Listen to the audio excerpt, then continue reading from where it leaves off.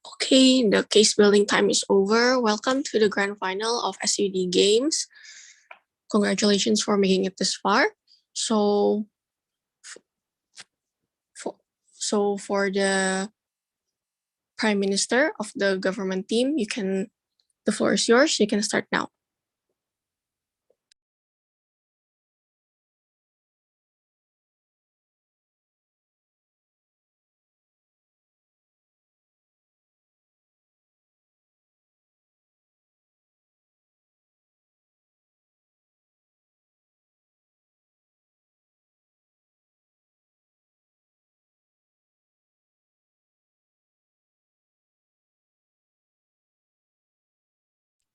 Also, for those of you who can turn on your cameras, please do turn on your camera because we are live streaming.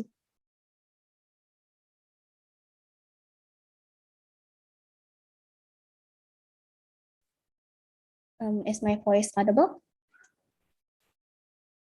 Yes, you are audible. Okay.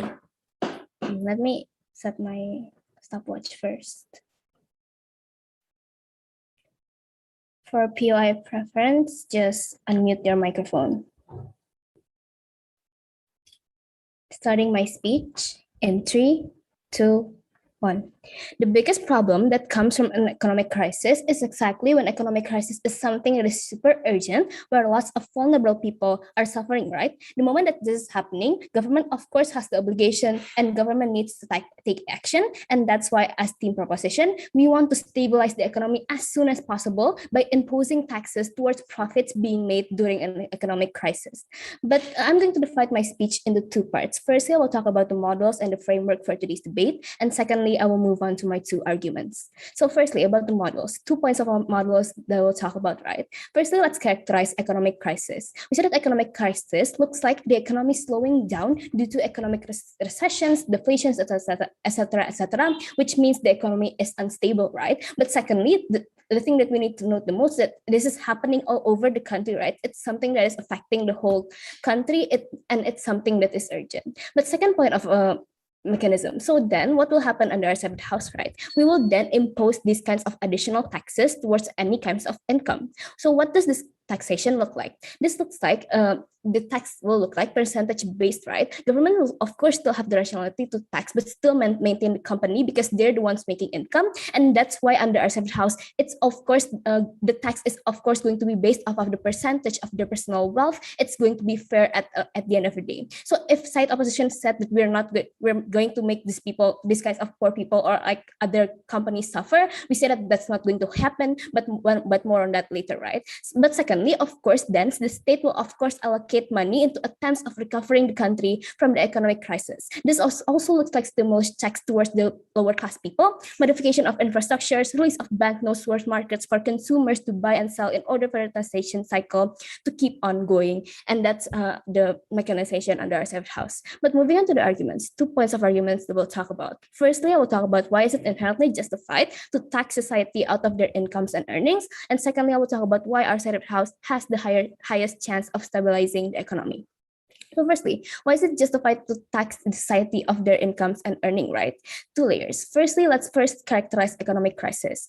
And let's characterize who are benefiting in these kinds of times, right? We see that the only people actually benefiting and earning income at these kinds of points are only high-class people. Why is this so? Firstly, they're the ones that are not affected, right? They have savings, investments, etc., etc. This means that inherently higher-class peoples are the one earning the most during these kinds of times. They're not the ones being affected by these kinds of things. There's only lower-class people that are being affected, right? But second point of justification, then why is it okay for us to maybe we'll like tax any kinds of earnings? So why is it okay to tax middle to low class people, even though these kinds of people are like the vulnerable actors? Realize that this is tackled by a mechanism of having stimulus checks, right? This means if they do really need that money, they will of course get that money back, right? If they're really that lower class, we will still provide these kinds of money for them at the end of the day. So what does this mean? This means that the money that they're getting taxed on is inherently being given back to them, and they wouldn't even be affected at all. At the end of the day, lower class people wouldn't be suffering and wouldn't be harmed by our mechanism. The people who are going to be affected the most, and the people who are going to get these kinds of tax incomes, are only inherently the higher class people who are earning the most profits at the end of the day. This makes under our side of the house way more justified, right? But so moving on to the second argument on why our side has the highest chance of actually stabilizing the economy and fixing the economic crisis at the end of the day. Let's take a look at the problem here, right? What needs to happen when we want to stabilize the economy in the midst of a crisis is, of course, using all the fund we have and allocating it to the most urgent matter and the most urgent area and the most urgent people who are inherently suffering in this kind of crisis, right? Because this is where the people don't need to worry of dying or having no income at all. We give them stimulus check to make sure that they feel secure on still spending their money, because government keeps on giving them stimulus checks that is accumulated from all from all the higher class people's money, right? So what is likely under the side house? Under side opposition, society is going to be a decentralized effort. Why is this so? Because they have to first realize that the society is something that is have layers, right? They have to fulfill their own self-interest first. They are diverse. They have their own opinions first. Especially when we're in economic crisis, this looks like the rich, for example, always trying to save their money, even though they have income in these kinds of economic crisis, and also other kinds of people saving because they know that it's an economic crisis. We said that under side opposition, there will be a decentralized effort at the end of the day. So now, why is these kinds of decentralized efforts harmful at the end of the day, right? Realize that this means that their side will have a much longer time in tackling economic crisis, right? Do realize that an economic crisis is a problem that cannot be solved by just normal measures and normal economic activity. It's something that infests into everything, right? Where every single part of economy, for example, consumers, sellers, etc., are all affected the same way. So what does this mean, right? This means that it's a continuous cycle where the problem does not stem from one place only. It's the whole economy that is the problem, right? This means that at the end of the day, it needs radical measures to be solved. It needs something that's big to be done by the government for it to actually be solved at the end of the day. So this means inherently that opposition can never tackle the problem of economic crisis, right? Where in the very, very worst case, even in the very best case under their side of the house, they can only solve it after a long time. This is still bad, panel. Why is this so? Realize that economic crisis is when everything inside a country is unstable, right? Where companies aren't earning as much as they do, etc., and where the economic flow that is happening is happening less and less, right? Where it gets worse over time. Inside opposition, it's going to be super difficult to solve it when they're already down in the gutter. Government cannot do anything at the end of the day, right? But secondly, also the harm from the rest of the house is that characters that are earning profits are profit oriented at the end of the day. For example, like companies, etc. It will be a decentralized effort. Comparatively, what will happen if we tax, right? We do radical measures. Firstly, the money will be allocated towards the government. The state is the exclusive actor that knows what to do with this money in order to save the economic crisis. Why is this so? They have the helicopter view, meaning that they have the time and data capability in every economic sector of the country. They know what's best to do in this kinds of economic crisis. They can tackle it at the end of the day, right? But second thing that is important under the house, realize that government is centralized. This means that they already know and can create an effort to actually solve this economic crisis at the end of the day. So at the end, why we can stabilize the economy, more money towards the government means that more money can be allocated. They can then make step-by-step calculated decisions on solving the economic crisis, building infrastructure, more subsidy, etc. This means that we will better the economy better. We're so proud to propose.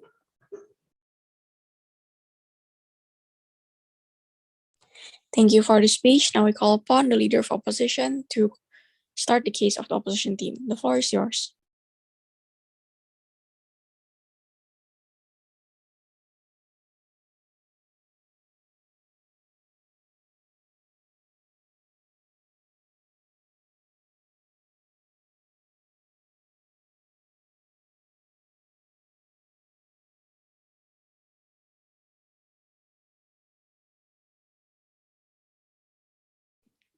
Check, am I audible? Yes, you're audible. Through audio. Feel free to unmute yourself if you have any POI. Starting my speech in 3, 2, 1. We do agree when government told you that government needs to prioritize their people when during times of crisis and need to prioritize the stability of the economy, right? But we don't believe that by using additional tax could stabilize your economy. We say this additional tax could harm your economy even more. Before talking further, several rebuttals for government. First of all, they told you that these taxes will be based on personal wealth, so this is going to be fair and not gonna affecting middle to lower class, so it's gonna affect only higher class people will be the one who got more taxes, right? For clarification, government cannot assume that the one who will pay for more taxes is the upper class, because what we see in the narrative, the motion, is that this can be applied to any profits or earnings that made in terms of economic crisis, right? That is to say, middle to lower class also can be affected by this additional tax. For example, when these middle to lower class people they have additional income during that period of crisis, they could also get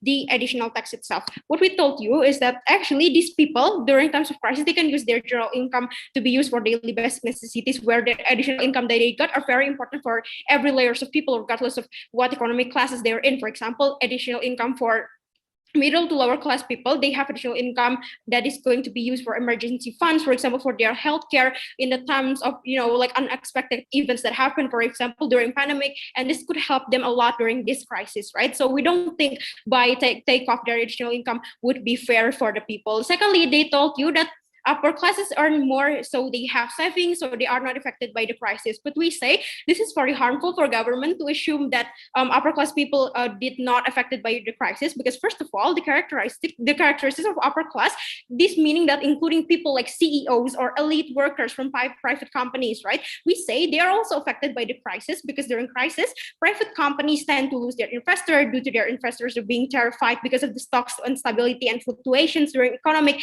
and prices are volatile, making foreign investors run away from the market, right? So savings cannot help you anyway in times of crisis, because you don't know how long this crisis would be, and this could be prolonging crisis, and that's why we don't want additional tax, right? We told you that, however, even without additional tax, these upper class people, they can donate anyway. For example, there's Bill Gates Foundation, or you can see like in every day, you see Rachel Peña bailing out many small enterprises during this pandemic crisis, right?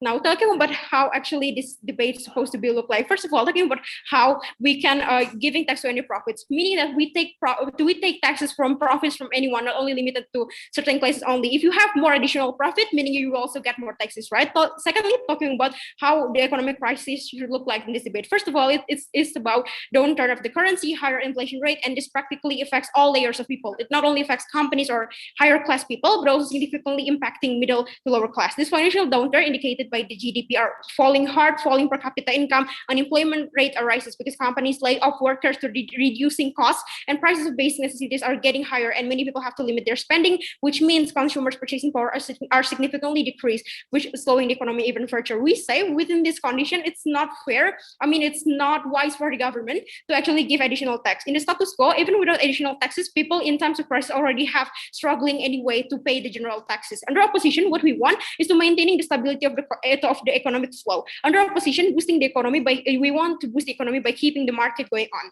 So basically, the use of state funding currently in normal economic phase, you use taxes are being used to fund infrastructure. But notice during crisis, taxes are being used to boost people's economy, for example, by bailout companies that tend to be bankrupt or providing capital for small and medium enterprises. While the characterizations of the society right now during times of crisis they are separated into upper class with higher per capita income, but during crisis, they also still struggling. And secondly, talking about the middle to lower class society, which have lower per capita income, which are their economic condition are being worse during crisis, right? They have variety of purchasing power based on how much they earn money, and once you put additional taxes for them, meaning you're also affecting their purchasing power. I'm going to talk later. I'll accept that later. I'm going to talk about my first is about why it's not morally justified to raise taxes during crisis. Second, about how it could be harmful for private sectors. Lastly, about how it harms middle to lower class society. First of all, we say it is moral unjustified, right? Because as the government, you have the capability to manage your fund. You have the capability to manage the taxes that you receive to actually boost the economy, right? Rather, instead of taking more money from your people during these times of crisis, instead of taking money from your people which currently are starving and even hard to find job, it is unethical, right? It is better for you to prioritize managing your state's allocations. Then you set scale of priority during times of crisis, or you imply capital control, right? Because even notice, even in times of a crisis like right now, we can see how actually countries like United States, you can see Biden applying stimulus checks and giving student loan forgiveness during the pandemic, right? So he basically managed the current taxes that he had, not by raising more taxes. Even if worst case where you need more money, you still have other alternatives like foreign debt from IMF, for example, to increase your state's budgets. For example, like what happened in Indonesia in 1998, you can lower the interest rate in bank. We're not prioritizing this alternative, but we will use this alternative in worst cases, right? Instead of burning people more, government have the capability to manage their state fund, for example, from existing taxes. Biden managed to give stimulus check and student loan forgiveness, which are effective to heal economies during pandemic crisis. We acknowledge imposing additional tax is good for economy, but not in times of crisis, right? Because once you impose additional tax during this period, this harms the economy even more. Secondly, talking about how it will be harmful for private companies, industries. Companies and private entities are the wheel of the economy, right? They provide job opportunities and they produce goods and services. When the problem in our current society is poverty and employment, we need to also fix the root of problem. We also need to find the root in this times of crisis, which is the work opportunities during times of crisis. The premise, you give additional taxes, meaning you decrease the job opportunities, because companies need to limit their expenditure because they need to pay additional tax anyway at the end of the day, and limiting their expenditure by cutting off some employees. We gotta make sure these private companies are keep running the market during times of crisis, and additional taxes will harm them, right? Because they need to pay taxes more because of the income efficiency of the budget. You need to limit your budget to pay your employee. Or you could also increase the price of your goods. People in general will less likely to consume the products because good prices are too high anyway. Instead of give them additional tax, which can lead to lower the employment rate and also increasing the goods prices, right? If government see this type of companies where they're too big to be bankrupt or too necessary to be bankrupt, for example, they're very influential and needed by the people, government can bail them out. For example, in Indonesia's 1998 crisis, or in the current status quo where we see Garuda Indonesia is almost bankrupt, but we see how government trying to manage to prevent them to be bankrupt. And lastly, talking about how this could be harmful for middle to lower class. Notice additional tax would be an additional burden, right? First of all, during crisis, necessities prices are rising already due to economic instability. People need to limit their expenses as earning income become much more harder and necessities prices are high. If government impose additional tax on any profits or earnings that were made, it could be slower the economy. Why? Because when a household earn income, their income would be decreased by the additional tax, especially middle to lower class. They're already struggling with the limited income they have, and once they got additional income, their disposable income will be decreased anyway because of the tax. Well, actually, without those taxes, these middle to lower class people can use their additional income to boost their purchasing power, right? Well, necessities prices are higher and their disposable income are very limited. This will hinder every household purchasing power even more, because even though in case where people have middle to higher amount of income, they also have to pay higher taxes, right? That's why I'm very proud to oppose. Thank you for the speech. Now, to continue the case of the government team, we call upon the Deputy Prime Minister. The floor is yours. Am I audible? Yes, you are. All right. For POI preference, you can just unmute your mic and say POI. Gender pronouns are he, him. Starting my speech in 3, 2, 1. Their side never attacked why is our case actually beneficial or not. They only told us on how it's going to have externalities and harms that are being catered to, right? So if I can just prove to you on how our harms are mitigated to the extent it's going to be non-existent, we have won this debate easily. 2 questions to ask in this debate, right? Firstly, on why is this on which side has a more justified proposal, and secondly, on which side has a more beneficial proposal. First things first, right? On which side has a more justifiable proposal? What did they bring to you under this class? They told you that first, that upper classes. That the upper class can pay more tax in its proposal, right? To respond to this, number 1, this aren't true. I think my first speaker already told you on how we mechanize in the entire proposal, right? On how this tax is mandatory for everyone, even the rich people will still pay the tax at the end of the day. Our benefits are still achieved through that, right? I don't get why their second suddenly run away by saying that the upper class will just run away and do tax evasions and don't pay tax at all. We think that these kinds of externalities are already being catered to with our mechanism. But secondly, right? I think that all their alternatives about how they said that healthcare and help towards the poor people is inexclusive, right? Our side can still do that too. What's different is that our side has better capital and better ways, as a better amount of power into allocating those budgets into healthcare towards the help that they're trying to champion under their separate house. So we think that our side is more just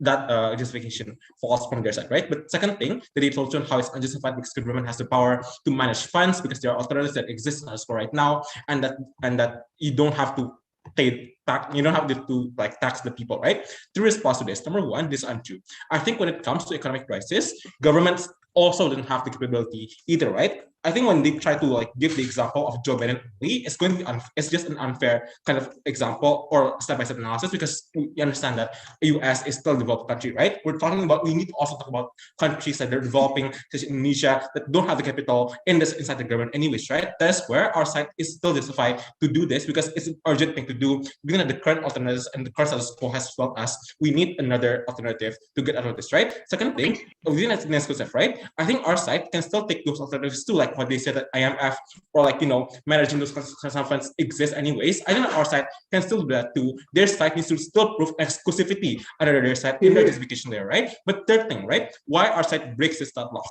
Because we provide even more power to society. Under their side, society doesn't want to contribute to later, still doesn't want to contribute to society anyways, because we already told them how they still have self-interest, they still want to cater to their own self, they still want to cater to their own self first, and they don't have any idea on how to tackle down the economic crisis, right? That is where there are at the house, when we do take those alternatives, those alternatives even better than ours at the house. So within their side, so within our side champions what they want to what they wanted to achieve under their justification, right? But comparatively, what do you get on our side of the house? Our side is still justified, because when we side an economic crisis, we need drastic measures to tackling the economic crisis as fast as possible. That is through this kind of radical measures. So we're totally okay if they want to tell us that we're radical or whatever. It's totally okay, right? But secondly, why we sacrifice stabilize the economy? Because more money towards the government means more money that can be allocated, right? State can then make step-by-step and calculated decisions on solving the economic crisis. That looks like building infrastructures or like more subsidy, right? Under our side, we can make more welfare. With stimulus checks, for example, we get better job opportunities for the people, and we have a faster step at tackling this kind of economic crisis. But before that, yes, I'll take POI. Where did lower middle class society get their income in an economic crisis? I'd like to know. Well, obviously they would, but what's different is that when these kinds of middle class are actually going to be taxed, we already touched on how the stimulus checks and how these kinds of government aids will help them is going to exist on our side of the house, right? What's different on your side was your side's help is going to be insignificant in comparison to ours at the house, because when we tax the people, we're able to have more budget allocation into, for example, fueling the stimulus checks are going to be catered to society, right? We're going to talk about that more in my extension. But second question to ask on which has a more beneficial proposal, right? What did they talk to you in this question? Right? They told you now, firstly, how they're totally right about wanting normal economy to go on to solve the crisis. Two responses to this. Number one, I don't think people have the incentive to spend their money in an economic crisis. No, thank you. Let me analyze this for you, right? When people know it's an unstable time, they will likely have the incentive to not participate in economy. Their LO also said this point themselves, where they said that higher class people will try to save money in these times. What does this mean? It means two things, right? Firstly, no economic flow whatsoever, because no one has the incentive to go and trade. And secondly, economic crisis won't be solved that way, because we already told you how economic crisis is going to be solved through cycles and like budget on how economic cycles and like selling process, right? That's where there's that false. But secondly, even if it can solve the economic crisis, firstly, it will take a long time, and even the longer time it goes, the more harms are going to be exacerbated. And secondly, it is bad because economic crisis is an urgent issue. More jobs will be lost if they want to spend their time, right? So that's where their case falls. What a comparative, right? Comparative on our side of the house, we offer a more centralized effort in tackling the economic crisis, where stimulus checks are able to increase more bargaining power to people. It's better than our side of the house, because state can give more money that way, right? So we think that our side is still more beneficial. But lastly, right, on my extension on why our side caters more to the poor society, this is what they are trying to protect, on how they posted them something POI on how they question on how we can protect the middle class, right? What's the problem here? Both sides already concede that the poor society is the ultimate vulnerable actor in this debate, but they can't fend for themselves in this times of crisis. Why is that so? Exactly when the poor has still less, for example, less access to education, because they still are the poor anyways. They don't have a good education to actually gain the information that they needed, for example. Those kinds of things is going to be detrimental is detrimental in their class. Why is that so? Because they don't know how to tackle the economic crisis as fast as possible and don't know how to contribute towards it, right? But what's more important is they don't know how to save themselves and don't know how to save their money, right? This can't be easily solved if they want to tell you how propagandas and any posters on how you need to save your money is not guaranteed under the side of the house, because that these kinds of people aren't guaranteed to follow them anyways, because it's not a hard policy that is mandatory for everyone, right? Comparatively, what is our side solve this? Exactly when the stimulus checks and infrastructure modification becomes more significant, because the state will still have more spending and capabilities to do taxes that are being gathered, right? So if their side can just claim us on how we're stealing the tax from the poor, please notice that under our side of the house, we still help them anyways through even more stimulus checks, through even more government aids, through even more infrastructure modifications, right? That is where our side protects the poor and the local cost even more. So proud of this. I propose.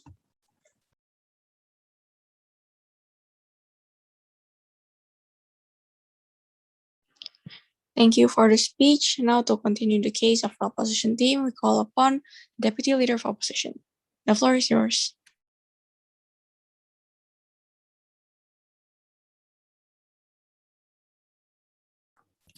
Hi, am I audible? Hi, am I loud and clear?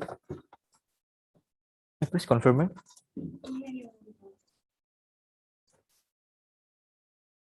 Audible, yeah? I don't know. Wait a Yes, minute. you're audible. Oh, okay, thank you. POI by chat. General pronoun, share him. Arrange my paper first. So start in 3, 2, 1. Panels, in the very first place, they want to create a stability to solve economic crisis, but they never told you to how then this is going to end the crisis. While my LO already proved to you how under our side to process to solve this crisis is going to be there, but several rebuttal toward the of the house. First, they said that most likely high-class society are the ones who benefit from the crisis, and this tax won't affect them too much. Panels, higher-class people are affected. Higher-class people are the investor, the shareholder of industry and companies. So then it's a domino effect, right? You affect the people at the industrial level, hindering them, and therefore damaging the lower and middle class society who are employees under their companies. Let's explain. Firstly, higher class people or rich people have a great capacity to escape the responsibility of paying tax, even in the status quo of a country where they are not in the economic crisis. They're damn good at doing whatever they can to save as much money as possible. In economic crisis, they have more leverage than the government does. So escaping it must be easier. But for the sake of it, let's pretend they are the angels will do everything that can help people. So yeah, you can get another explanation about that in my speech. And second one, people has low participation in crisis. The PM told you that people has low participation. That's why they expect these people to actually like paying more. Exactly, partner. So they agree to our crisis, right? So how then they expect these people to pay the additional tax? Well, my LO has told you, we give the solutions to these people, not just giving burdens like what the government did. How we give like subsidies, giving funds, build infrastructure, giving some fund to actually make some enterprises, etc., etc. We don't burden them, but we are the one who like assisting them to actually increase their participations in this time of crisis, which cannot be achieved in the rest of the house. So yeah, I don't think that all of the arguments will be standing in this debate.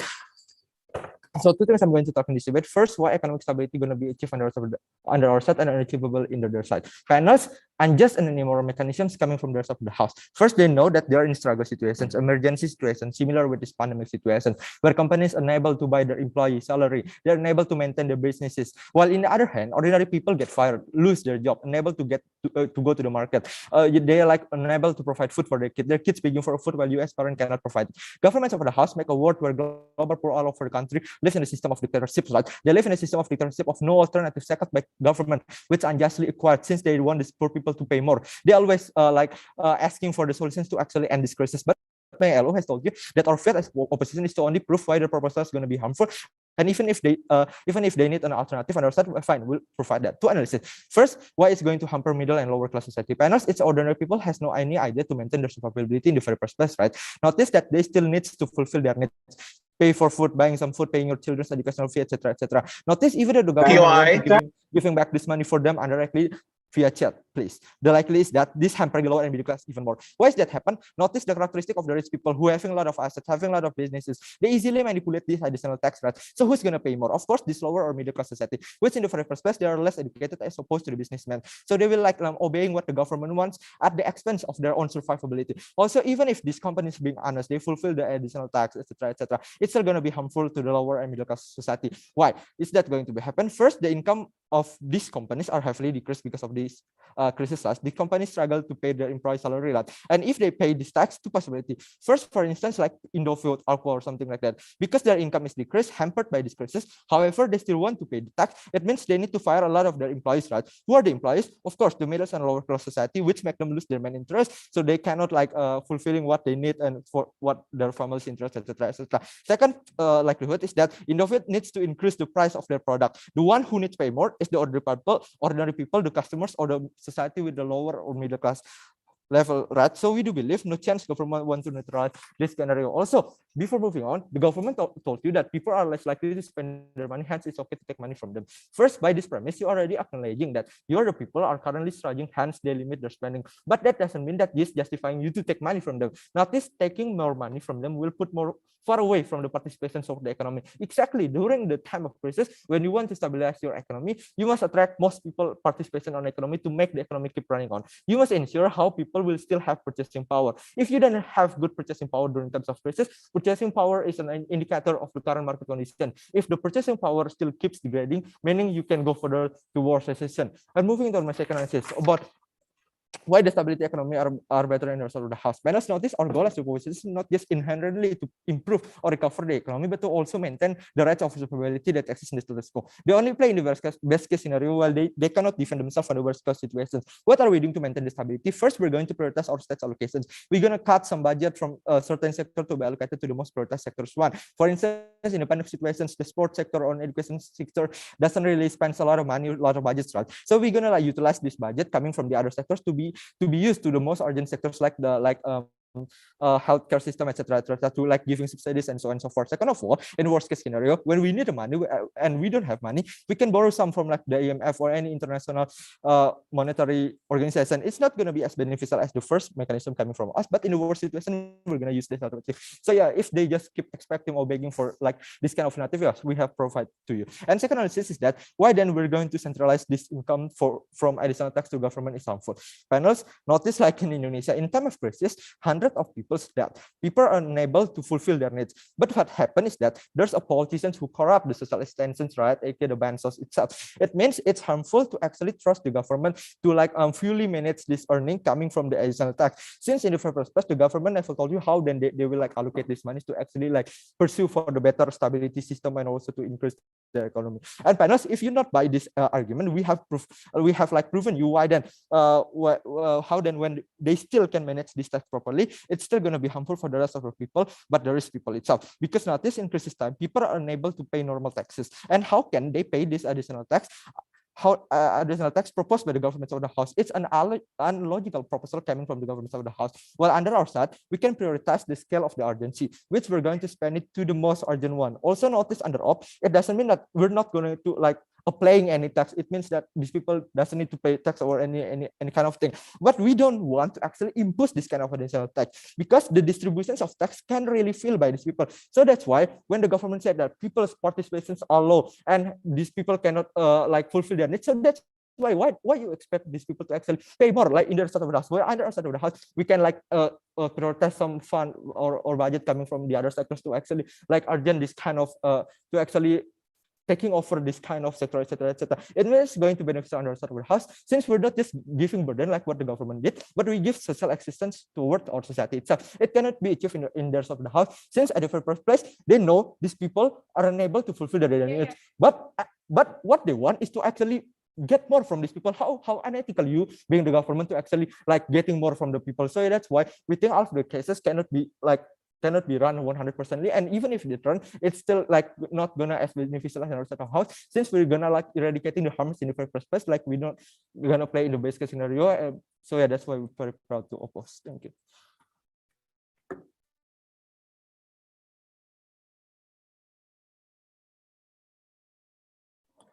Okay, thank you for the speech. Now we call upon the government whip, continue the case of the government team. The floor is yours.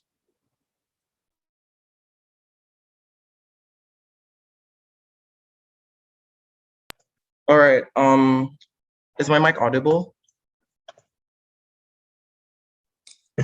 Yes. All right. For POI, just unmute your mic. Yeah, I'll be starting my speech in 3, 2, 1. One clarification before entering to my clashes, right? First, one clarification. What solves an economic crisis is the cycle and circulation of an economy and transactions inside the market. This is achieved through giving the people purchasing power. Both sides conceded to this. So the question that needs to be asked to side opposition is simple. Where do you get the money? Please respond to this, right? All you claim was just donation, that they never proved the exclusivity and the certainty of donation at all, right? They can just tell you that the US is able to manage their money wisely and think it's enough when we're talking about a global economic crisis, right? Not just the US. So I'm going to proceed to my two clashes then, right? First clash about which side can help stabilize the economic crisis better. And second clash, why is it justified to tax people who are profiting and still earning in a crisis, right? But first clash then, which side can help stabilize the crisis better, right? We have talked about 2 points here. First of all, we talked about how we need a better allocation of funds that is centralized towards the government who knows every situation happening in the whole area, in the whole country, for example, that the government will prioritize the urgent matter rather than having these people, for example, having their own money without knowing what's the urgent matter in the very first place. We at least have the funding more and better to prioritize the urgent area where people are currently dying, for example, every single day, right? But secondly, we talked about how it incentivizes people to keep on using money because then our side of the house, people don't need to worry about losing the money because we give them stimulus check for example, every time they need the money, right? While underside opposition, they never told you what will make the purchasing power happen under their side of the house. At least we give them certainty of giving stimulus check for them to keep on using their money without having to worry of losing their money in the very first place, right? This is why under our side, the house purchasing power can actually give us a better economic stability, which side opposition literally minimally responded to, right? But what I'm going to talk about here is when they told you people are struggling to pay tax already. It's harmful, and they said this repetitively. Jobs opportunity will decrease because we cut their budget.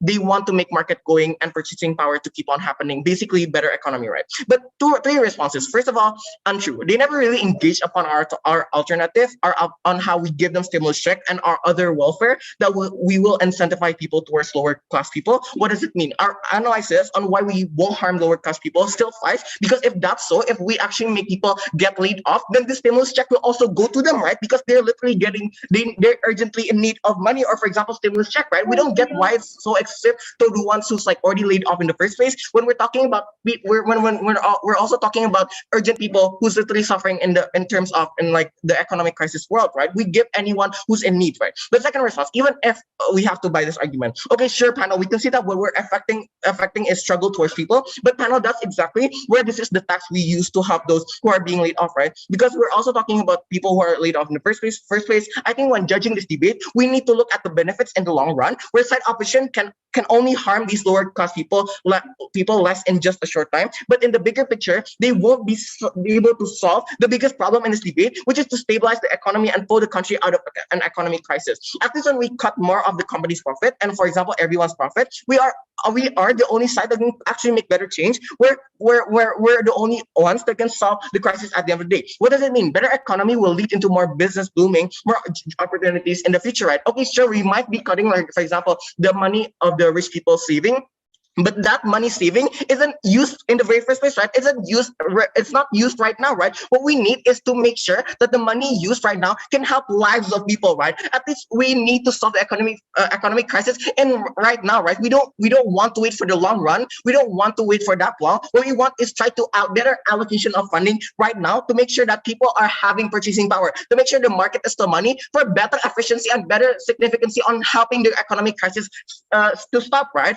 But there is they can see people need purchasing power, but they make the scenario only accessible when people have the donation, but they really never told you how this donation is so certain that it will keep on running every single time, right? No, thank you. But comparative, under our side of the house, when they can see people in low class people need purchasing power, this is where we give them stimulus check. This is where we help them, right? Every single time they, for example, need the money, they don't need to worry of losing their money, right? But second thing, when they told you that IMF and donation exist in the very first place, First response, this was an exclusive at all for previous reasonings. But second response, panel, sure, they can see how much IMF can help their entire worst case, but they never told you why IMF is likely to help. When literally IMF only wants to help when literally there is change in the government, right? When the donation can effectively help the economic crisis. But side opposition never told you what change will happen when they really only told you that there will be donation. But what is this donation going to make? Like, what significant change is going to help make the country running, right? Because only on the side of the house, when we keep, for example, giving stimulus check when it's certain, people keeps on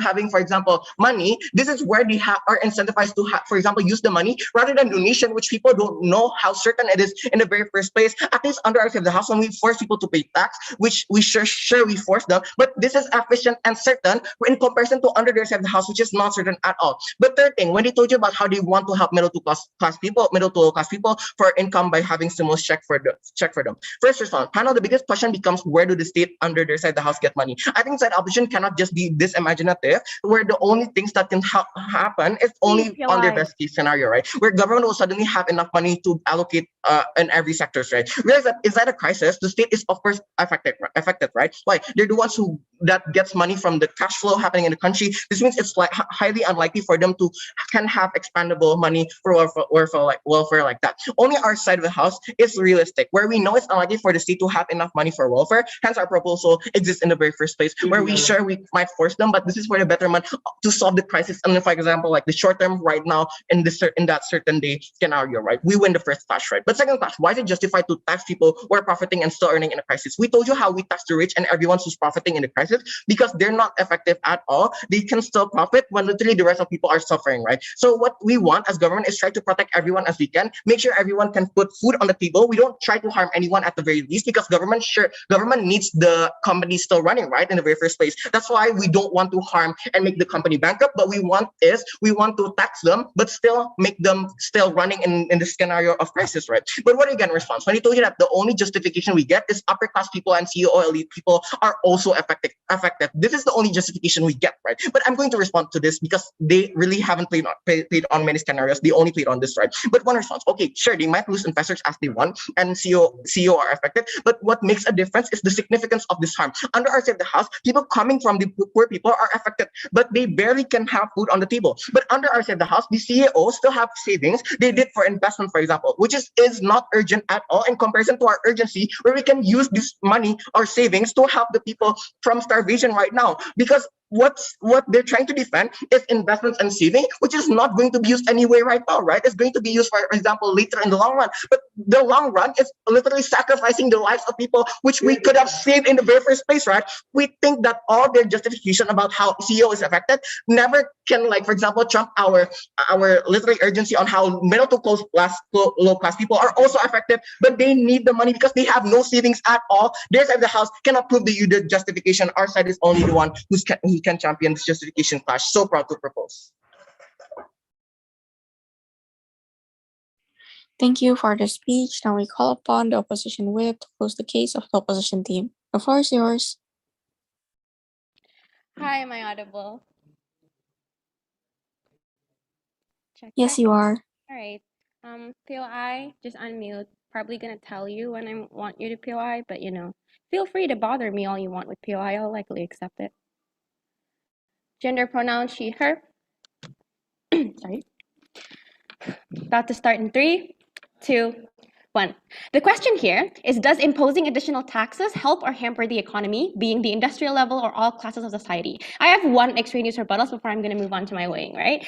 Look, if they want stimulus, we have stimulus. Biden administration did not impose additional taxes, but they are still able to give stimulus check. What makes it asymmetrical is, under our world, the capital that the people have is under their control. But relying too much on stimulus checks, government team, is not good for an economic crisis, because you're going to spoil the people to make them lazy to back up their own economy, but rather demand more from the government. Why won't this happen under affirmative? We don't know. Lack of analysis. We don't get why their whole case is repetitive on stimulus checks. Their benefit is illusionary. Our benefit is tangible. That's what makes it different, right? I'm going to weigh on my clashes. Firstly, on the industrial level. They told you that most likely high-class society are the ones who will benefit from the crisis, and this tax won't affect them too much. So pull Robin Hood, right? Take from the rich, give to the poor. First response, panel, higher class people are affected. Higher class people are the investors.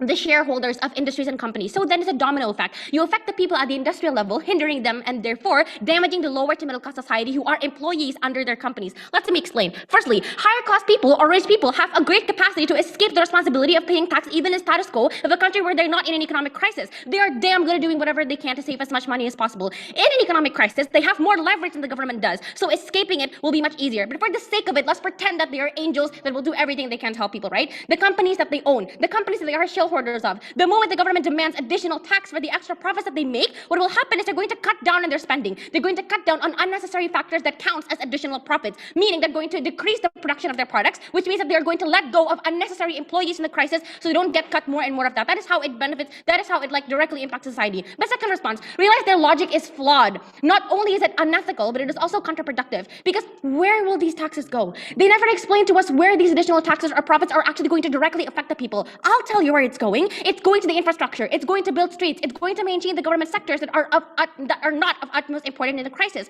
It's going to be the rich society that has more leverage over the government. That is always going to pressure the government to return their capital, and the government will supply it to them because it came from them to begin with, right? Even when it goes to the societal level, it does not directly impact the individuals whose taxes or additional profits are going to be taken away from them. But thirdly, panel, at least under our proposal, we let these companies keep their capital. We let every layer of society keep their own capital, because to begin with, that capital or that additional taxes are going to go towards their own business. This is how they're going to help build the economy and not just rely on the government, right? Companies, for instance, this extra capital is going to go towards them providing employees, keeping employees to run at a larger scale of product production. They're going to spend more money on hiring a more professional manager or whatever, which is a domino effect that helps society. Shows you that at least the mechanism to bring economic stability towards the people is more clear and realistic to begin with under our side. Because even if they keep their additional taxes in a crisis, it goes directly back towards their capital to maintain their own prosperity. Before moving on to my second clash, I'll take a POI. 1, 2, 3, 4. You say that the company will get their profit and use it for the company itself. Then who will buy the company when people do not have income in the first place? Perfect. Let me move on to my second clash that will answer your question.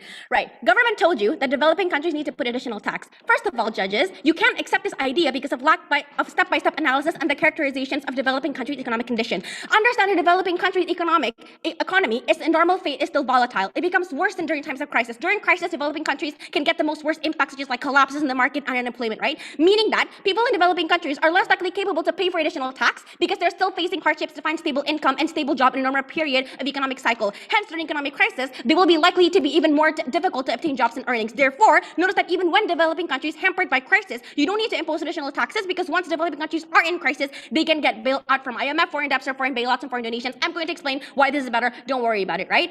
But then, DPM didn't answer my POI. I asked him where the lower and middle class get their income in economic crisis. He answered, where of course they still do. Irrelevant. The reason I asked DPM this POI is because we understand that because of the domino effect, the people won't get their income under your side. I'll tell you why, right? Because firstly, you said that you do not want to hinder participation from the people. We don't understand how your case makes people participate. Think about it. If people are struggling to begin with, you tax them more. Those taxes do not directly go to them, nor does it serve as a personal incentive for them to build their businesses and grow whatever. How are you going to make participation there? We don't get. Exactly because the economy needs participation, our proposal gives them the opportunity. Why? Let's check out one of our worst case scenarios of applying bailouts towards companies or getting foreign debts when state capital or proper allocation absolutely fails. Look at Trump, for example, right? In his administration, the economy boosted significantly and had unprecedented growth because the Republicans lowered the taxes for enterprise. So yeah, countries whose economies are stable and are able to sustain economic prosperity. Look, we love the idea to tax the rich and give to the poor. This is a great solution, but to boost the economy, but not in a crisis. What about in a crisis? Why our positive case, our MEK is important here, panel, is because we have choices. We have better choices. Bailout, for example, 1998, Suharto, providing bailout towards the banking system, taking government funding from other sectors, redirecting it towards the banking system so that they can give loans towards the people. Then they lowered the interest rate for people to take loans, and that resulted in a boost in the economy because then the lower to middle class people have access towards capital to become productive and contribute back to the government.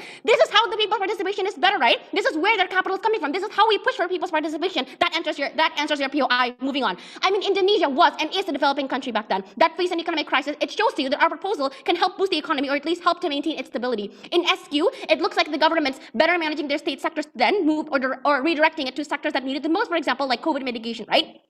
Which I mean, even in the worst case of foreign debt. Oh, before moving on to that, it's almost 6. Another POI? 1, 2, 3, 4, 5. No engagement. I assume you agree. Moving on.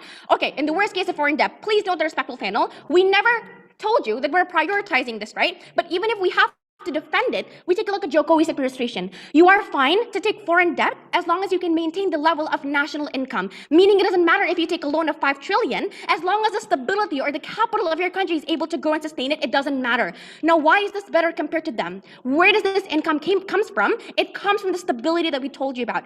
I beg you to not trust the analysis coming from affirmative because they never contextualize their case nearly as much as we're able to do so. You keep questioning us, where's the money going to come from? Where's the government going to be able to get the money for bailout, whatever? It's from these taxes that the people pay when they're functioning normally in a functioning society. When you buy groceries, when you buy products that companies make, you're paying taxes to the government. When companies are able to keep their capital and not pay additional taxes, you get participation from the people. That's where your capital is coming from. That's how you boost the economy back. In comparison, we don't think that just because your whole case is inherently reliant to the fact that the rich will be taxed more than the poor means that the rich is able to help the poor more, means that the rich is going to suffer more, means that the poor is going to thrive, for instance. We don't think that's the case because the poor are also affected when you tax the rich. The rich is affected when you tax the poor. These are the kind of relations that we're very clear from the beginning that affirmative has never been able to characterize to you. So if you don't want the country to fall, if you want the country to still be stable, please vote for what are we? Opposition. Yeah, opposition. Thank you.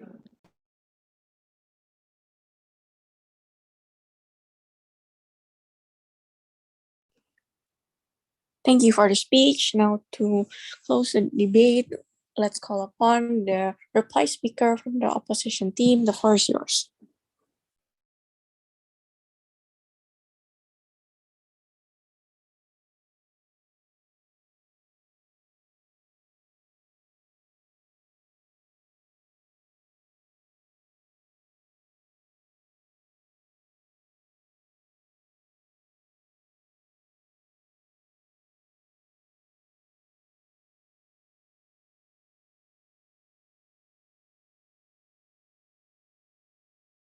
Hold on a second, setting up my timer. Starting in 3, 2, 1. Judges, we already told you the main premise that you need people's transactions on economic to stabilize the economic downturn, right? You need to ensure the markets keep going on by people's participation in economics so you can at least have productivity and consumption during that time, normalizing transaction to boost the economy, right? We already told you that additional taxes actually prevents people to participate in the economy due to 2 reasons. Number 1, when a household earn additional income, their income would be decreased by the additional tax, right? Especially middle to lower class. They're already struggling with the unstable income that they have. And once they got additional income, their disposable income will be decreased because of the additional taxes itself. Well, actually, without those taxes, this middle to lower class can use their additional income to boost their purchasing power and create more economic transactions. They're good to boost the economy. This made them, when they are being prevented to use that income, this made the market's demand become stuck or not increasing because people's fresh income are also stuck. Notice maintaining purchasing power in times of crisis is very important because that's the only way to keep the market going on, right? When additional taxes are applied, prices of goods and services are also increasing, meaning that it hinders people's participation in economic transaction, right? Number 2, we told you that this additional tax is harmful because it actually making these companies likely to prioritizing the efficiency of the budget, like they're limiting the budget. For example, cutting off the employees, meaning that you create more unemployment, right? There's 2 harms. Then government come up and say that they don't want to hinder participation from the people, but we're confused because how could actually they incentivize people to participate in economics? Because notice that people are already struggling to begin with. They're already struggling with the daily income, and they're already struggling to fulfill their daily basic necessities. But then you tax them more. Those taxes do not directly go for them, right? Nor does it serve as a personal incentive for them to build their business or grow. How are you going to make participation there? Because notice that different people require different needs, right? Exactly because the economy needs participation. Our proposal gives them the opportunity by boosting more purchasing power and boosting more economic transactions, also boosting these private companies, which are the wheel of the economy itself. They told you that they would use the additional tax to build better infrastructure and subsidy, but notice that the general tax already exists anyway, and stimulus checks already exist anyway in the status quo. Notice why are we currently, receiving bansos in the status quo? Of course, because of the general tax, but our government never told us to pay more additional tax, right? This shows you that actually tax in general already enough to actually redistributing the stimulus checks itself. If they want stimulus, we already have the stimulus right now, which we don't think their idea is exclusive anymore. We give you the example of Biden administration that did not impose additional taxes, but they're still able to give stimulus checks. But what makes it asymmetrical is under our work, the capital path is under their control. Relying too much on stimulus checks is not good for economic crisis because you're going to spoil the people to make them lazy to pack up their own economy, but demand more from the government. So basically, people would always rely on this mechanism because they would think, oh, government will bail out me anyway, right? But then government told you that developing, not all countries have the capability to actually give stimulus check. For example, developing countries, which is they need to put additional tax. But we find this more problematic, right? Because you cannot accept this idea because of the lack of characterizations of developing countries' economic condition. We told you that even in developing countries, their economy, even during normal phases, it is still volatile and becomes worse during times of crisis. Then how could you ensure that people in developing countries are less likely capable to pay for additional tax? Because they're even still facing hardships to find stable income, stable job, normal period of economic cycle. Hence, during economic crisis, they will be likely even more difficult to obtain jobs and earnings, right? Therefore, we already told you there's still other alternative for these developing countries when they are hampered by crisis, for example, international bailout and foreign debts or IMF, right? Government also told you and people are less likely to spend their money, hence it is okay to take money from them. But we already respond to this. First of all, this premise, by this premise, you are actually agree that there are people currently struggling, hence they limit their spending. But notice taking more money from will put them more away from the participation itself. Exactly, during times of crisis, when you want to stabilize the economy, you must attract more people's participation in the economy to make the economy keep running on, right? That is to say, you must ensure how people will still have the purchasing power. You don't have a good purchasing power during times of crisis. The purchasing power is an indicator of the current market condition, meaning that by the taxes that you impose, these people are less likely to have higher purchasing power. We don't want to rely on stimulus checks and tax redistribution that government wants, right? Because this type of stimulus check is good for normal economic crisis, but not within times of crisis because it's going to spoil people. And we already told you different people require different needs. That's why we're very proud to oppose. Thank you for the speech. Now to wrap up the round, we call upon the reply speaker of the government team. The floor is yours.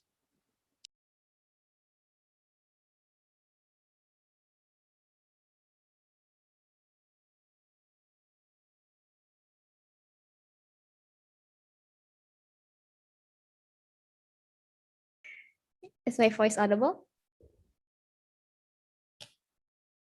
Yes, you are. Okay. Starting my speech in 3, 2, wait, sorry, I forgot to set my timer. Okay. Starting my speech in 3, 2, 1. Before moving on to the 2 tipping points of today's debate, 2 flaws coming from side opposition, right? Firstly, their alternative of still having stimulus checks. 2 responses to this. Firstly, please explain where you get the money, right? No, we don't take Biden administration as an explanation on why this is feasible, right? They only bring this as the very first speaker, but this is only one menial example, and they're gonna just bring that and say that it's likely at the end of the day, right? But secondly, realize that their opposition whip is literally contradicting and shooting their own case and like, where the alternative is to still also have stimulus checks, but then they say that, oh, stimulus checks are bad because it makes people unreliable, right? We don't get what they want at the end of the day. Their entire set is contradicting, right? But second flaw, they say that the profit of the company will return to them to maintain the company, but the question is, who then will buy the company's products, right? Oh, they say it's using the tax that already exists when the company is functioning and donation. Firstly, this is never exclusive, right? Meaning their benefit also exists under our side of the house. The donation also exists, right? But we also told you on why we don't harm the company and make them bankrupt, because we still need them to function and to still tax them additionally, right? What makes a difference is under our side of the house, we have more tax than usually. That adds more for the budget's income. That is already significant because the tax of profit just from the poor is already enough, right? Because they concede that they have a lot of savings too. But 2 tipping points under our seventh house. Firstly, we'll talk about the matter of principle, and secondly, I will move on to the practicals, right? So firstly, about the principle, they told you that we're unjustified because of only one reason, which is that high-class people are also affected by the crisis. It's unfair for the high-class people. So how do we respond to this, right? Okay, sure, yeah. Let's just say that high-class people are affected, right? But our concern since the very beginning is that they're the ones that are affected the less inside an economic crisis, right? Let's analyze this again, right? Realize that high-class people are the only ones that have expendable income in this case of crisis. Are these expendable incomes? This includes savings, investments, etc., etc. What does this mean, right? This means that if they are hit by the harms of the crisis, they can just take the savings that they have, right? They won't be affected at the end of the day. So why is this different when we're talking about lower class citizens, right?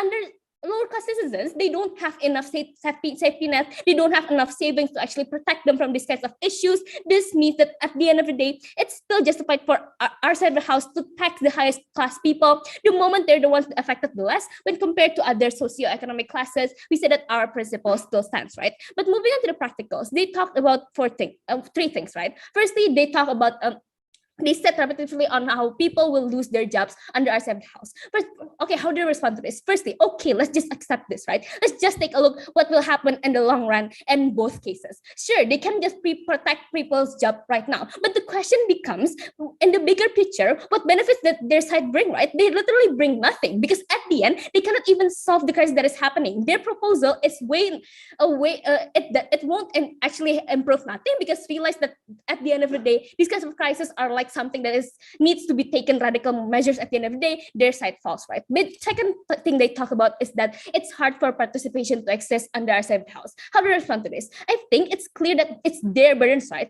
And first of all, because under our side of the house, we force them to participate by paying taxes that comes from their own jobs, right? Literally, their side champion donations coming from their companies. Then they're supposed to be the ones who should prove why companies will still have the incentive to donate in the very first place. This point falls, right? But thirdly, they talk about how the state is corrupt. This is what the second speaker of their side talked to you. How do you respond to this? Firstly, this is really irrelevant, right? I think that corruption should never be the metrics of today's debate, right? The moment that it's only a minuscule thing and they're really just nitpicking our government at the end of the day. But even if we need to handle this untrue, right? I think they will still have this, I think the state will still have the self-interest to also improve the economies, right? Realize that the state is also part of the economy. They're also involved. They're also affected, right? This means that they will likely have the incentive to actually better the economy at the end of the day. This point also falls. But comparatively, what point still stands under our side of the house? Two things. Firstly, we're the only side that can strive for stability. We're the ones who can solve the economic crisis. Where tax only comes from higher class people are so effective. This means better allocation of income. But secondly, our mechanism gave a safety net that ensures that the tax will be the percentage base. What does this mean? We ensure the tax being implemented to the rich is going to be significant. Secondly, the poor are going to be protected. We're so proud to propose.